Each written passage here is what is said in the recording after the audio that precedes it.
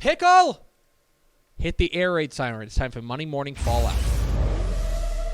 Monday Morning Fallout, of course, when we overreact to the football weekend.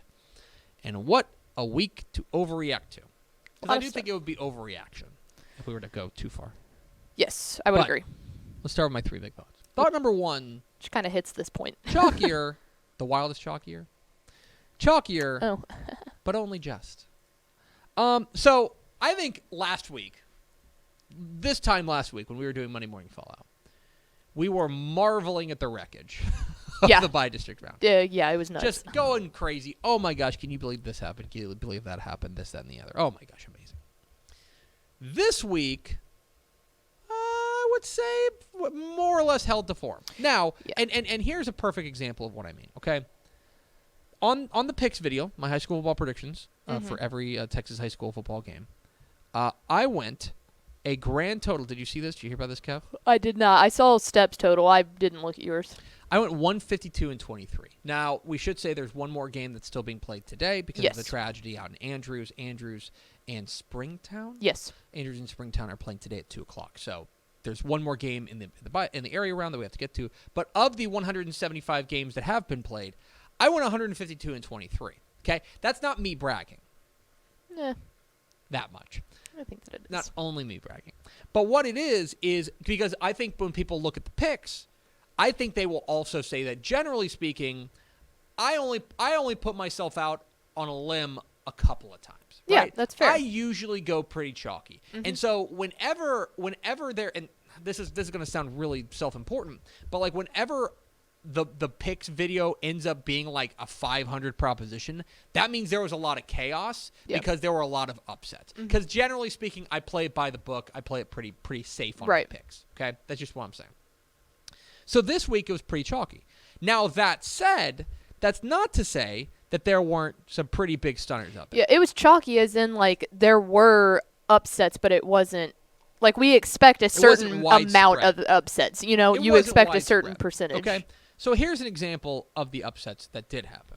I think the one that kind of caught everybody by surprise was Frisco Wakeland's win over Highland Park. Yes. Okay. I think it's Highland Park's one of those teams where it's news anytime they lose, right? Because they don't lose very often. Right. But Frisco Wakeland, I think people are a little bit shocked that I don't think it's that big of an upset. Wakeland's a good team. Wakeland coming into the playoffs had 2 losses on the year. Their losses were to Frisco Lone Star and to Denton Ryan. Mm-hmm. Pretty good, right? They went out there and absolutely they took the fight to Highland Park.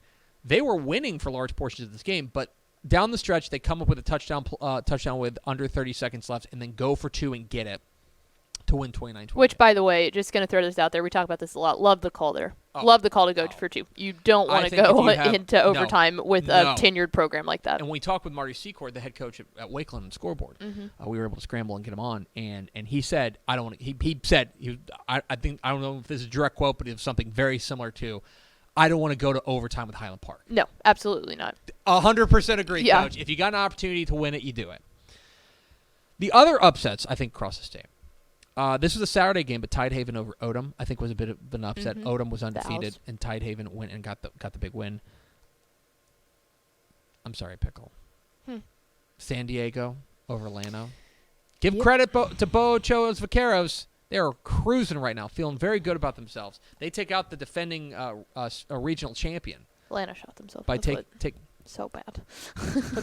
Give some flour. Give yeah, San Diego I mean, they capitalized on the opportunities that were given. How about Louisville over Arlington Martin? Yeah, that was. It's a bit of a stunner because I think that like Louisville's one of those teams that they have they're really good at one side of the ball offensively, and you're thinking, okay, well, they're going to run into a team that's like a lot more like maybe complete, like in Martin. Well, and they were a team too that we were really high on to start the year, and then they hit that lull, and we're going, okay, was that just a front? But now it's like, okay, well, they're playing their best ball late in the season, which is what you want. If you go through a lull in the second half of the season, then whatever. I will also just say, because I'm so rarely right, go run back the tape on like the preseason editions of Tepper and Step, and I was telling y'all, I was like, guys, Louisville's gonna be fun. Louisville's gonna roll. Now they've got Southlake coming up, so that's another. Who knows? That's an upset potential. And then there was Fredericksburg.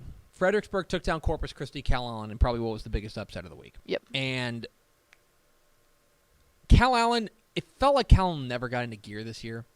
And you give a lot of credit to Fredericksburg. They were able to slow down that rushing attack and come up with big-time plays of themselves. The Bethlehem Billies are through to the regional semifinals. And taking on the fighting Will Wilkersons. Taking on Pleasanton. Which is another kind of shocker. Well, yeah, Pleasanton in the third round. So, anyway, it was chalkier compared to the regional, to the by-district round, the area round was. But certainly not exactly the fireworks factory that we come that if you thought that the first round was going to be like that, it was going to be like that the whole time. Obviously, to say also College Station taking it to Lone Star. Whoop, sorry. We'll get to them. Thought number 2: trust the process. So the big game this week in college football was UTSA and UAB. Yes. UTSA and UAB, and UTSA, if you didn't hear, scored a touchdown in the final moments. Like literally as the clock expired. as time expired, to win. What was the final score? 28-24. Is that right? Yes, and they hit the big guy. Yes. So it was. 31-34 was the final, and it was Frank Harris on third down with literally 7 seconds left. He found. Was it Oscar Cardenas for a game-winning 1-yard touchdown pass. After he dropped the snap, threw it, it got tipped. Cardenas caught it in the end zone. It's a marvelous play. If you haven't seen it, it's unbelievable. But the Alamo Dome was rocking. The Alamo Dome was going absolutely berserker, as it should have been. And it's such a great moment for that program. It's the biggest moment in UTSA football history. And it struck me in a lot of ways, after thinking about it, how that play is so emblematic and so indicative of the process that UTSA is trying to install here. Because you had Frank Harris, quarterback from Schertz Clements, from the San Antonio area, throwing the biggest pass in UTSA history to Oscar Cardenas. Do you know where Oscar Cardenas went? San Antonio Brandeis. Okay? San Antonio to San Antonio with 2-1-0 on their helmet. The helmets were sick. For the biggest moment in UTSA history. You hear about trusting the process. The process worked.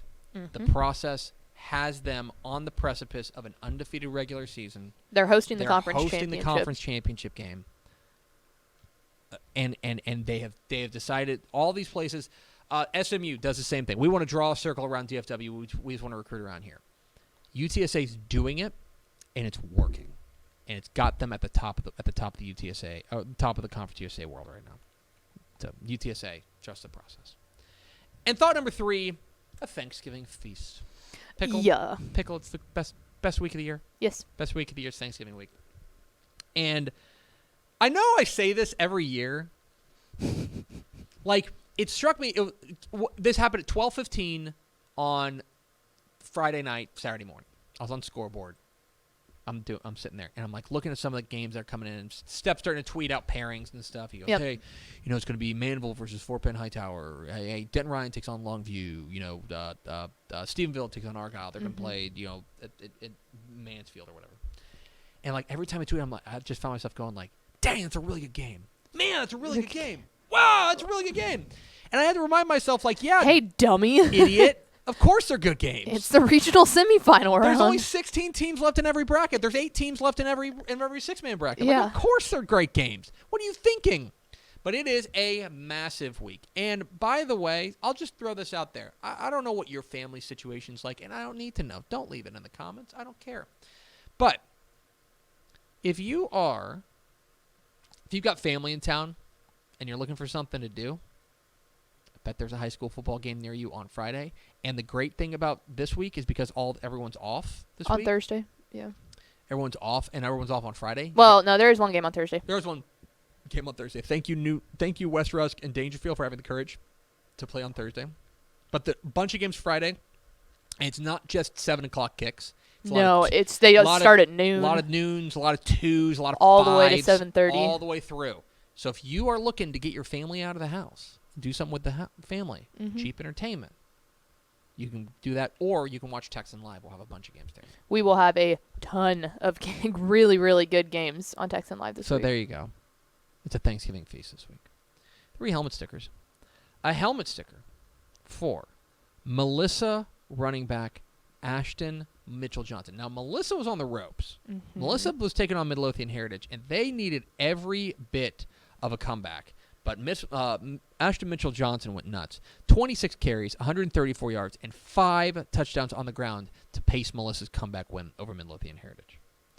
A helmet sticker to UTEP wide receiver Jacob Cowing. Now Rice had them. This game was, I believe it was 21-14 at half, or they were down 21-14 at half. Mm-hmm. And it looked like it was going one-way traffic. But instead, UTEP storms back. Jacob Cowing catches 11 passes for 170 yards and a touchdown. Make him a Bolitnikoff Award finalist, you cowards. Mm-hmm.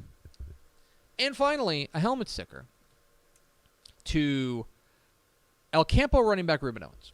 We were here for the DCTF watch-along. We were. And that was the first time I'd ever watched a full El Campo game. Welcome. I'd seen a lot of highlights and stuff like that, but how Right. it can be deceiving. No, it's like that for Y'all. 4 quarters. 4 full Y'all. quarters. It's Every game. It's nuts what he does. He's an incredible player. The numbers are impressive. 36 carries, 321 yards, 4 touchdowns rushing. He had a big 38-yard reception early in the game, too. He's just a freak show out there.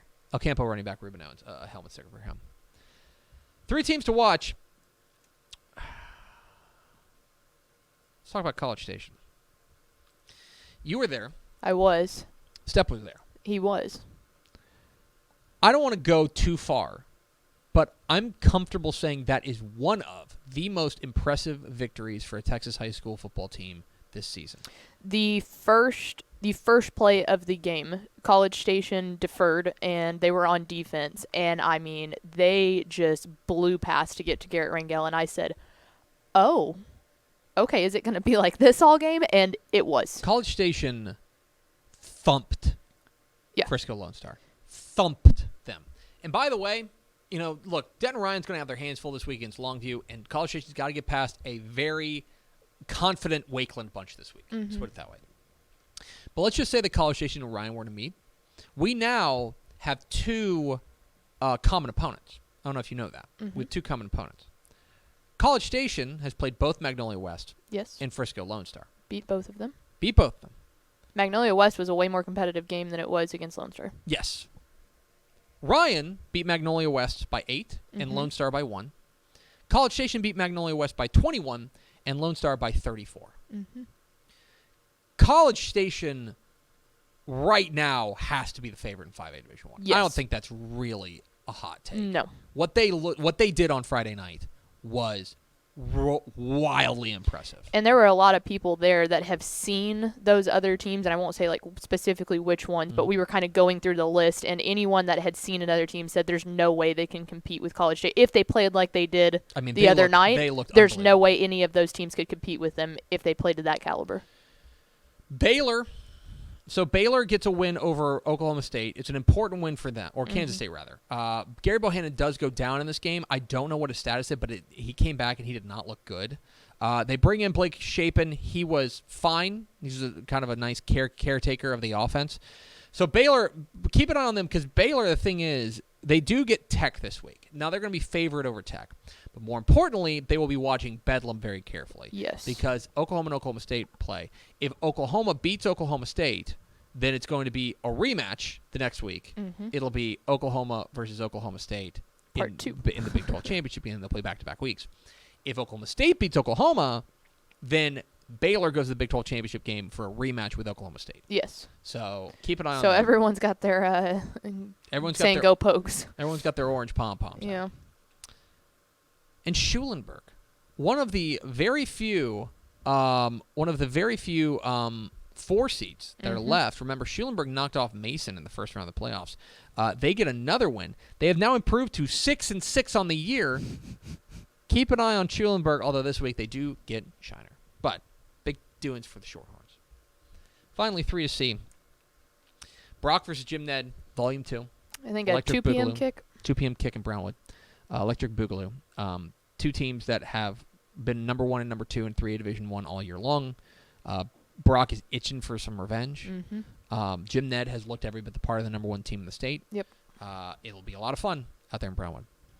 SFA and Incarnate Word. Let's go. The FCS playoff bracket came out. It did. And now, if you want to talk about drama, Incarnate Word, representing the Southland, taking on Stephen F. Austin, who left the Southland to go to the WAC. And by the way, if Incarnate Word wins, you know who they get? Sam. Not who you want to be facing up against. But another team that left the Southland. Yep. Drama there, but it'll be a lot of fun. Stephen F. Austin and Incarnate Word. And finally, speaking of drama, Euless, Trinity, and Allen, Volume 2. Yeah, you got to think revenge is coming for that one. This was, of course, the Ollie Gordon game last year, where Ollie Gordon ran for 400+ and almost single-handedly eliminated Allen. This game is at Allen Eagle Stadium, and so that'll add a little bit of intrigue, but I do think that game's going to Which is wild because when Allen got knocked out the year before last, it was basically Jackson Smith and the Jigba single-handedly doing it. So it's like someone just decides to pop off every year. Be a lot of fun. Those are 3 to see. That's Monday Morning Fallout. Thanks so much for watching that video. If you would like more and to be notified when they come out, go ahead and click that subscribe button right down there. You can also watch Texas Football Today every day live at noon on TexasFootball.com, Facebook, Twitch, and right here on YouTube. For more of the best coverage of Texas football in the Lone Star State, go to TexasFootball.com/subscribe.